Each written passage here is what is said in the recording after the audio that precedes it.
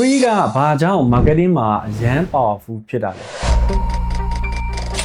free လို့ပြောလိုက်တာနဲ့လူတွေကအန္တရာယ်မရှိဘူးဘေးကင်းတယ်လို့ခံစားရတယ်။ဒါပေမဲ့အဲ့ဒီ free ကပဲ marketing မှာအရန် powerful ဖြစ်တဲ့လက်နက်တစ်ခုအနေနဲ့ရှိနေတာပါ။ကျွန်တော်တို့ Google သုံးတဲ့အခါမှာပတ်စံပေးစရာမလိုဘူး။ Facebook ကို scroll လုပ်တဲ့အခါမှာပတ်စံပေးစရာမလိုဘူး။ဘာတွေပေးလိုက်ရလဲဆိုတော့ကျွန်တော်တို့အချိန်တွေ tension တွေကျွန်တော်တို့ရဲ့ interest တွေကျွန်တော်တို့ရဲ့ data တွေပေးလိုက်ရတယ်။ free ဆိုတဲ့အရာကလူတွေကိုခက်ခက်ခဲခဲလို့မခံစားစေတော့ပဲအဲ့ဒီအရာတွေကိုဆွဲလန်းလာအောင်ဖန်တီးပေးတဲ့ marketing တစ်မျိုးဖြစ်ပါတယ်တကယ် twist တစ်ခုလည်းရှိသေးတယ်လူတွေက free လို့ပြောလိုက်ရင် value တော့မထားဘူးဒါပေမဲ့အဲ့ဒီအရာတွေကိုပဲခဏခဏဆွဲလန်းအသုံးပြုနေကြတာဖြစ်ပါတယ် online မှာတယောက်ယောက်က free လို့ပြောပြီးတော့ရောင်းထားတဲ့ကြော်ညာတွေကိုတွေ့တယ်ဆိုရင်ပြန်ပြီးတော့ကိုယ့်မေးကြည့်ပါငါဒီအတွက်ဘာကြီးပြန်ပြီးတော့ပေးလိုက်ရလဲ marketing မှာ free ဆိုတာတကယ် free မဟုတ်လို့ဖြစ်ပါတယ်